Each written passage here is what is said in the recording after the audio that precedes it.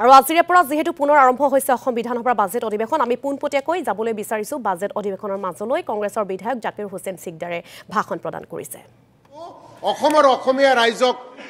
শান্তি দিয়াৰ কাৰণে উন্নয়ন দিয়াৰ কাৰণে মুক্তি দিয়াৰ কাৰণে কংগ্ৰেছ দলে কাম কৰি যাব থ্যাংক ইউ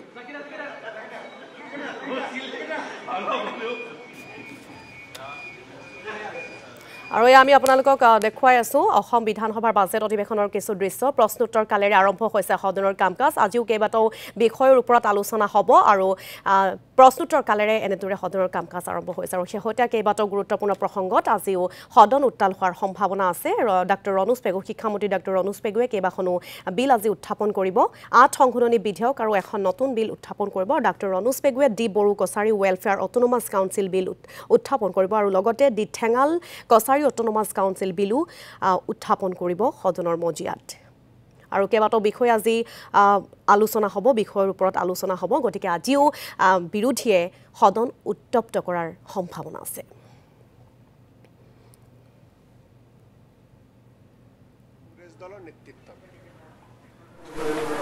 আজি যে ভাৰতবৰ্ষত বিভিন্ন ৰাজনৈতিক দল জন্ম লাভ কৰিছে আৰু ৰাজনৈতিক দলে ভোট যুদ্ধত নামি দেশ স্বাধীন কৰাৰ পিছতহে তেওঁলোকে ভোট যুদ্ধত নামাৰ কাৰণে ক্ষমতা পাইছে আৰু এই ক্ষমতা কোনে দিছে ভাৰতীয় জাতীয় কংগ্ৰেছ দলে দিছে পৃথিৱী থাকে মানে ভাৰতীয় ৰাইজৰ আশীৰ্বাদ কংগ্ৰেছ দলৰ লগত থাকিব আৰু পৃথিৱী থাকে মানে এইখন দেশত ভাৰতীয় জাতীয় কংগ্ৰেছ দলে মানুহৰ হকে কাম কৰি যাব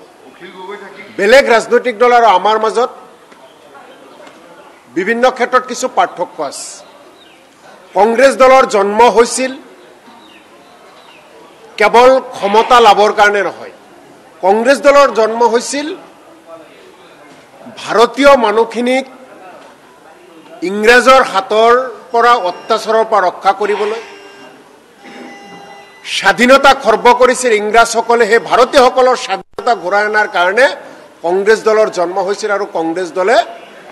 আন্দোলন কৰি যুদ্ধ কৰি ভাৰতবৰ্ষখনত ভাৰতীয় জনতাৰ কাৰণে স্বাধীনতা ঘূৰাই আনিছে গতিকে নিৰ্বাচন আহিব নিৰ্বাচন যাব কংগ্ৰেছ দলে নিজৰ নীতি আদৰ্শৰে কাম কৰি যাব আজি যি প্ৰসংগ ৰাজ্যখনত চলি আছে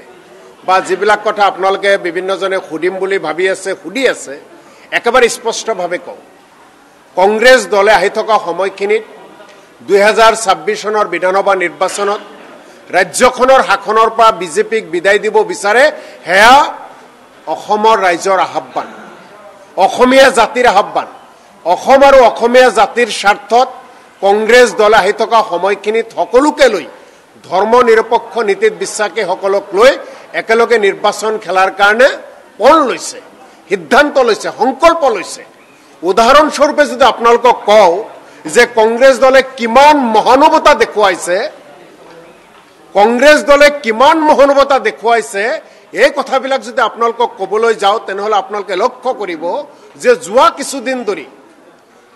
কিছুদিন ধৰি প্ৰয়াত প্ৰাক্তন মুখ্যমন্ত্ৰী তৰুণ গগৈ ডাঙৰীয়াক কোনোবাই সমালোচনা কৰিছে আমাৰ দলৰ জ্যেষ্ঠ 3-4জন নেতাক মুকলিকৈ সংবাদ মাধ্যমত সমালোচনা কৰিছে তাৰ পিছতো বিজেপিক ৰাজ্যখনৰ ক্ষমতাৰ পৰা বিদায় দিয়াৰ স্বাৰ্থত মহানৱতা লৈ আমাৰ দলৰ ৰাজ্যিক সভাপতি ভূপেন কুমাৰ বৰা ডাঙৰীয়া আমাৰ দলৰ জ্যেষ্ঠ নেতা সাংসদ প্ৰদ্যুৎ বৰদলৈ ডাঙৰীয়াও গৈ একেলগে আলোচনাত মিলিত হৈছে লক্ষ্য এটাই বিজেপিক বিদায় দিয়াৰ কাৰণে গতিকে কংগ্ৰেছ দলে বিজেপিক বিদায় দিয়াৰ কাৰণে আৰু মিত্ৰতাৰ কাৰণে সকলো ধৰণৰ ক্ষেত্ৰত আগুৱাই যাব আৰু মহানৱতা থাকিব এটাই স্বাৰ্থত অসম আৰু অসমীয়া জাতিৰ স্বাৰ্থত